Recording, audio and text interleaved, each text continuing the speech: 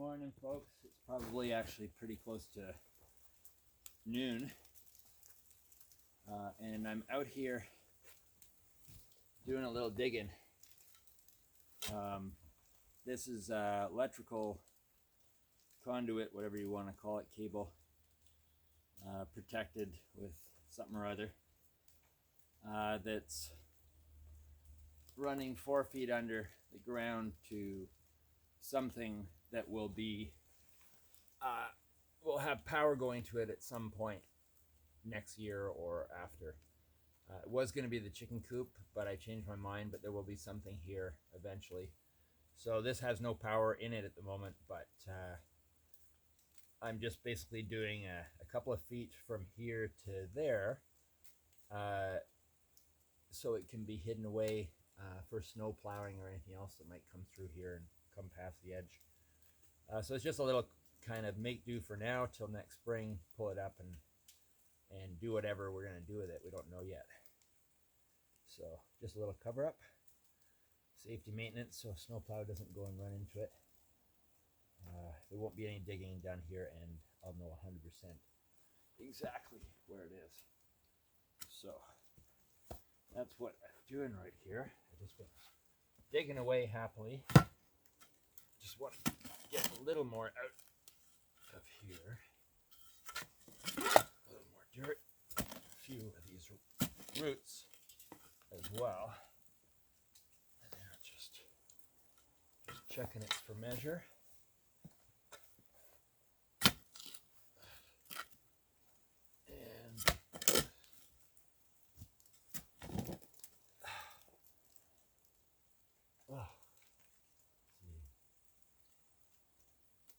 Yeah, it's an interesting experience in that kind of in-between phase where the snow's starting to come down and you feel like, oh shit, I got a lot to do. Got a lot of piles of wood here to get underneath this cover, also so that snowplow can come through here pretty soon before the snow keeps going. I'm anticipating, hoping that this will melt and give me at least a week of free time to get that done. It's just a matter of trying to do everything at once. You know, see the odd client. All my clients are odd, including me. That's a compliment. But, sorry, weird Damon humor.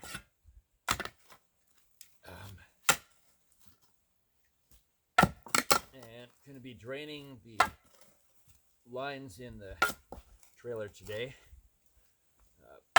before they freeze. I didn't think I had water in them, but I found out I do. So a friend's gonna show me the ropes or show me the pipes or whatever, and then I'll know how to do that.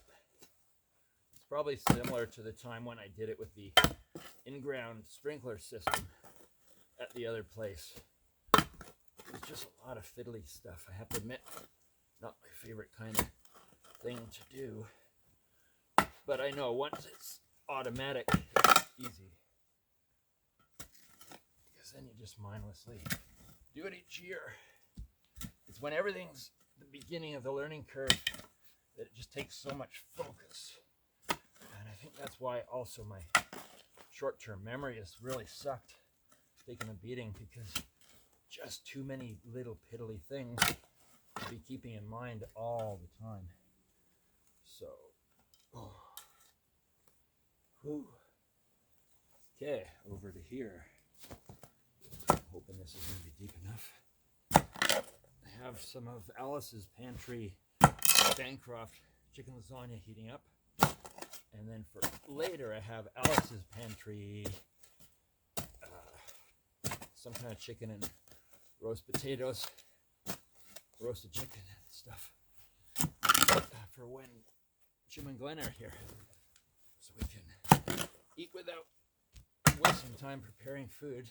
And I think, oh, that's a rock. I think that I'm going to be doing the Alice's Kitchen pre-made meals for anytime I have clients from now on, because I was just burning the candle at both ends trying to cook meals and do everything else around here, plus be ready for the tattooing. So sometimes we didn't have a meal, sometimes we had it super late,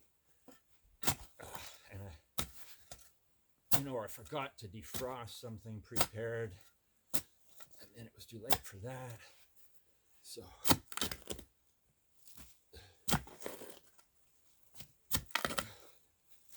gonna be a luxury all through the season.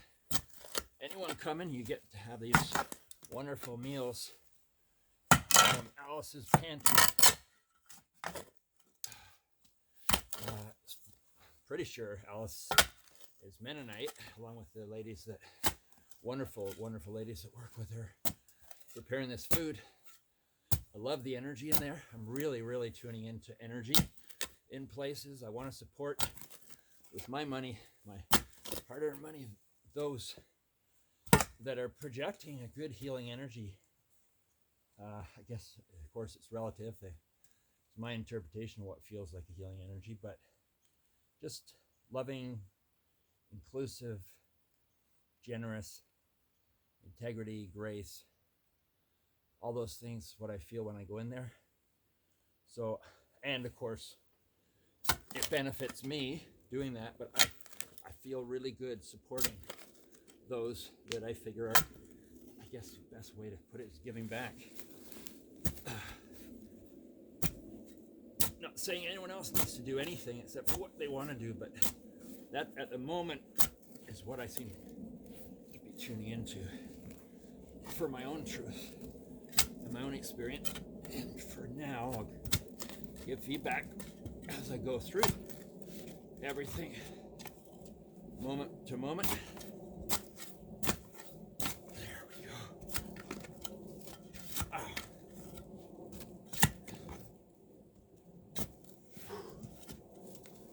We're getting there. Oh boy. I just turned you guys to me, and as you can see, let's gotta see where. Oh yeah, I'm in the screen.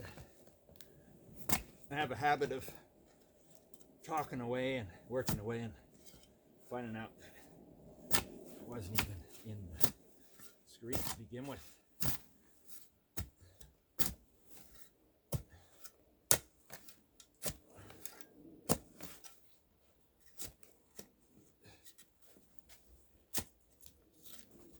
Oh.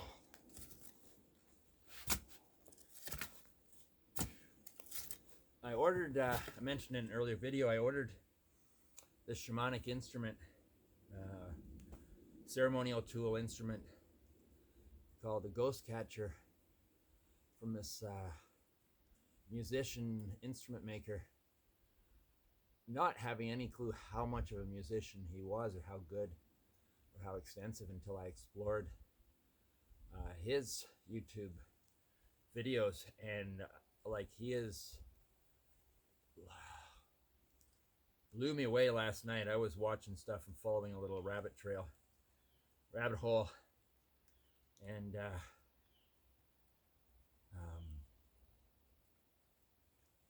he multi-instrumentalist, but superb at everything from flute, so wind to string to percussion to you name it. This guy is phenomenal. So I'm going to post a couple of his videos maybe today or tomorrow, just so you guys can see. They're little short ones, little solos that I'm choosing. He also plays with groups of musicians, but I'm just going to choose a couple of little short solos just so you can see what this guy does, like on a cup, on a pot, on a water bottle, on whatever. It's on his face and body, let alone the other things he plays. So I will show some of those on Instagram and Facebook, because I don't know, I was blown away by it. I can't believe I'm actually getting an instrument made by this amazing musician.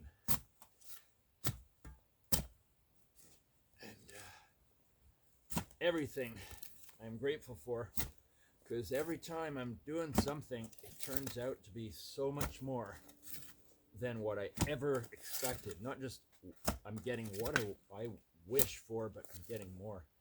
And that tells me that something deeper, wider,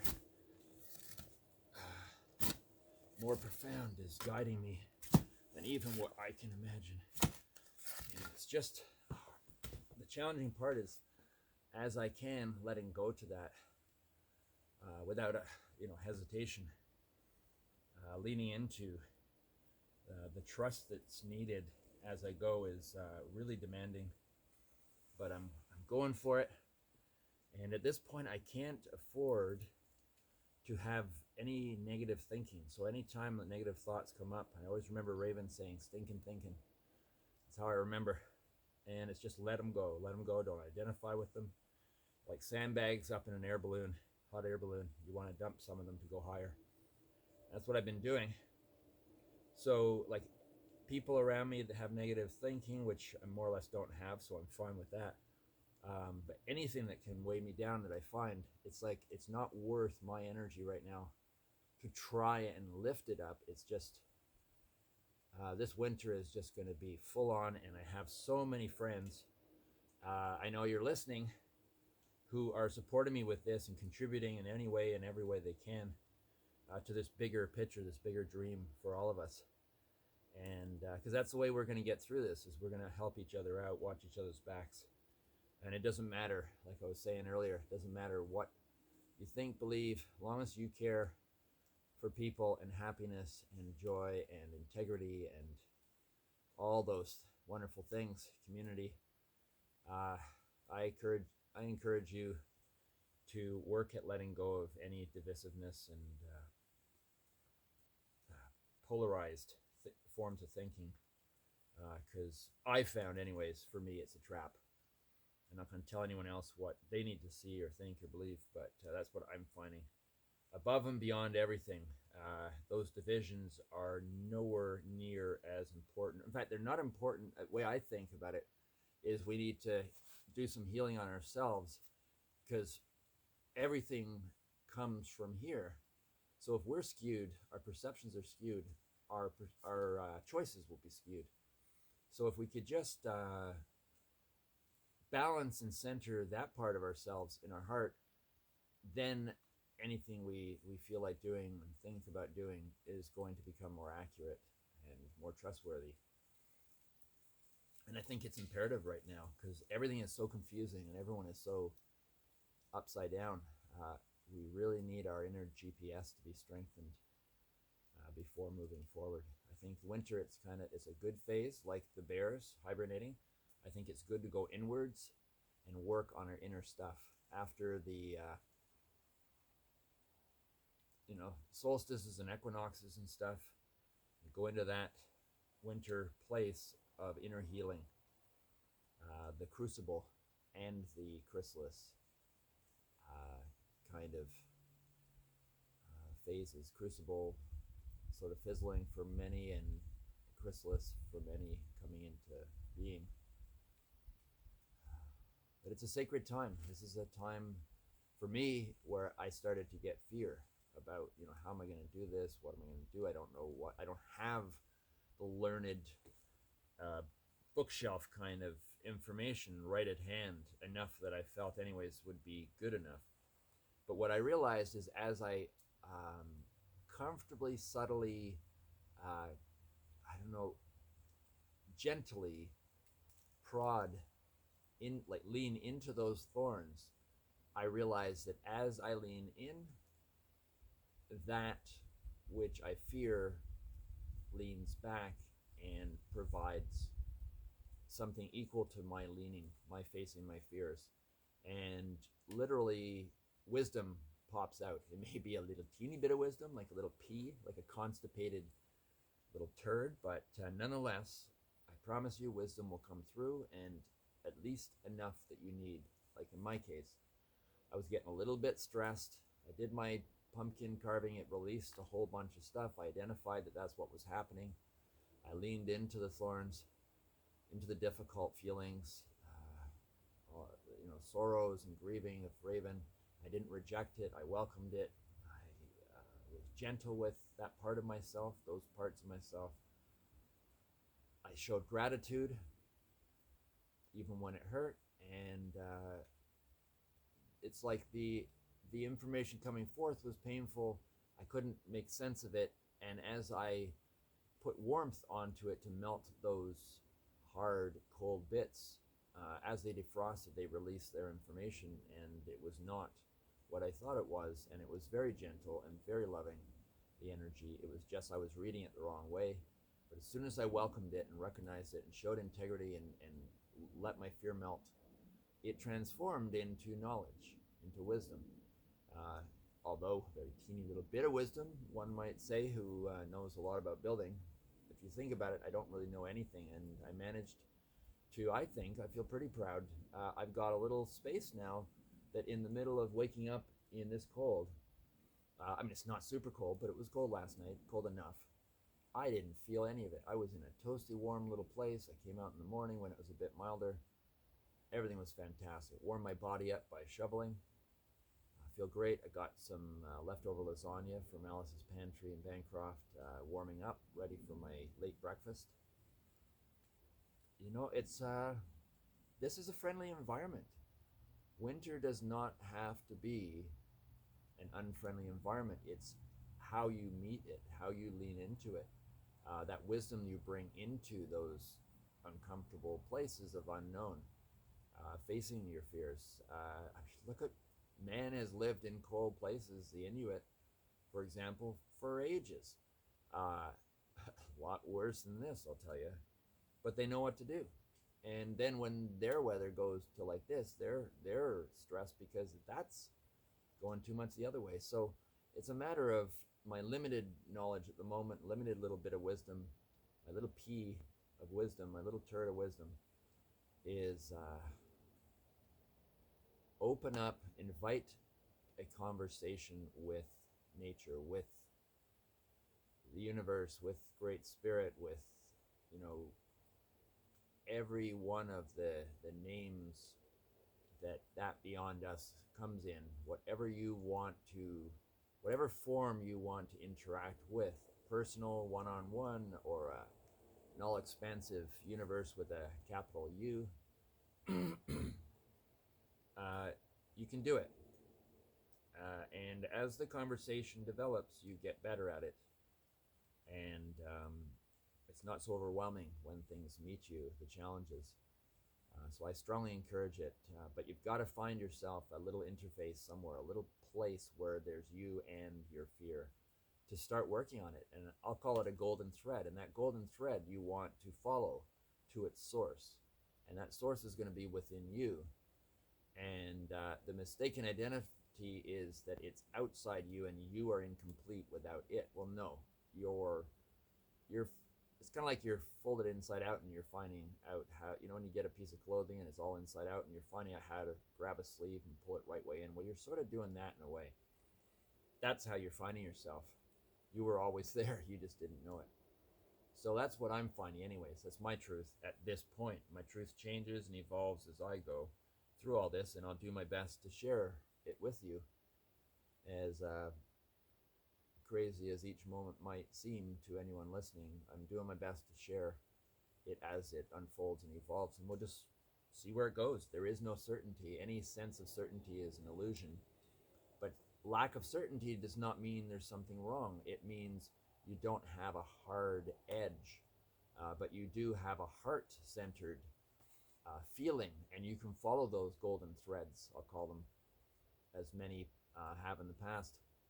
But what you can't do, as Stephen Harabuner, master herbalist, pointed out, you cannot yank on it. It's not something you can make come to you. You can't force it. You have to align yourself with it, become sort of one, in a sense, resonate with it, and then you sort of, it comes to you, you go to it in between, something that's not either, and yet both and more.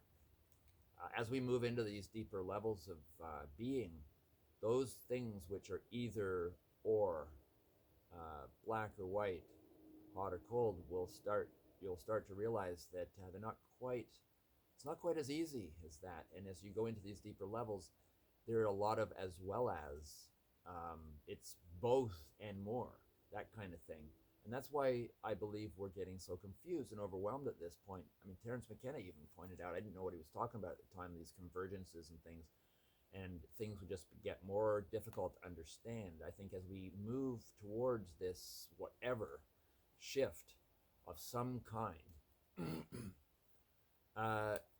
everything gets more confusing. And I remember that way back in our younger years, Raven and I exploring LSD, shamanic approach and practice. And there were times where I'd get overwhelmed, and Raven would guide me through it.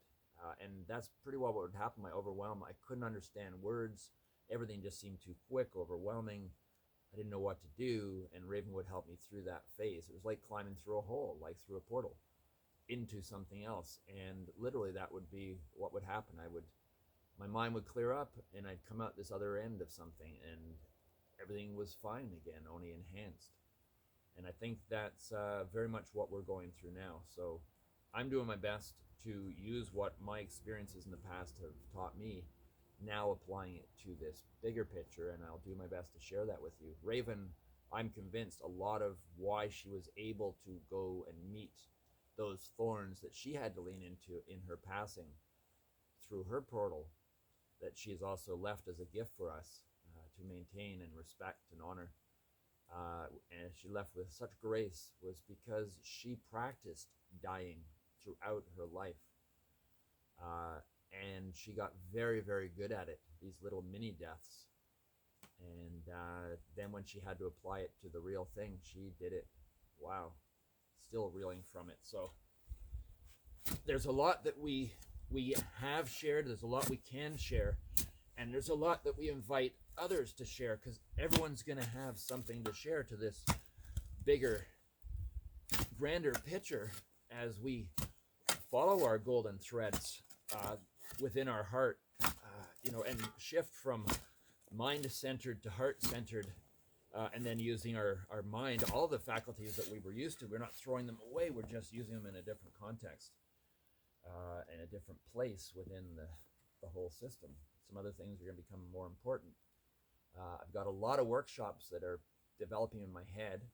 I got my book that I want to put together this winter, which will include some elements of some of the workshops. It's just basically, I follow the soul print development and experience for this many 38 years, and now I want to expand it into a larger, fuller experience where people can complement their soul print experiences with other workshops and art therapies and all kinds of cool stuff. So we're going to do this together. We're going to support each other. Doesn't matter what your values and beliefs and stuff are. We all ultimately want to flourish and be good to the planet and each other and help each other through this. Imagine being on the other side of this, and everyone that thought they were at odds with each other find out that they really weren't. It was just a matter of language issues and understanding. So how many times throughout history have there been misunderstandings that started a war? It's just a matter of finding our way through this. And it may be the person you thought you were upset with that reaches out and offers you a hand and pulls you over, or through a ditch, or out of a hole. So that's pretty well what I have to share. Oh, it's easy to hurt your back shoveling, I'll tell you. But anyways, I'm at 23 minutes. That's about it. But just want to say, lean into the thorns, love yourselves, love each other. Do not go into fear. Fear is the mind killer. Fear is the little death. Want to know the rest of it? There's a few versions. It's from Dune, but it's pretty profound. I still live by those rules. So if you feel like sharing anything, please share it. If you just want to receive. I hope something can help. Some advice, something I'm sharing somewhere along this line helps someone. That's good enough for me. I'm waiting for my portable sauna. I'm waiting for my ghost catcher shamanic instrument. I'm waiting for sprout seeds to grow this winter. And I'm waiting for something else that I can't I had it in my head earlier, but there's another thing I'm waiting for. But lots of exciting stuff to be receiving by courier or in the mail in the next little while. So I'll share those with you as I receive them. I'll go and check the mail actually today, the Phoenix mailbox, just to see if anything's come in. But otherwise, over and out. Love all you guys. Stay cool, stay centered, love your neighbor. Maybe a good exercise. Find someone that you feel awkward around that's not too far away, a family or something like that, and go and just offer them a gift or something. I don't know. Whatever you need to lean into your thorns and break any ego, pride, anything like that. It's a good exercise just to do it, I'm finding. And then, of course, there's all the other, Wim Hof type things and stuff. It's a matter of just selecting what works for you at a different time. Sometimes one thing works, and then later something else works. It's like music for me. I go through a craze of a whole bunch of music that's just doing it for me. And then at some point, I've hit a saturation point, and I have something else I want to listen to, and I don't know what it is yet. It will reveal itself and unfold as it does, as it will do. So anyways, I love all of you. Stay cool, stay wonderful, stay true to yourselves, and stay following me and hanging out and sending me love. I'll send you love, and we'll get through all this together. Bye.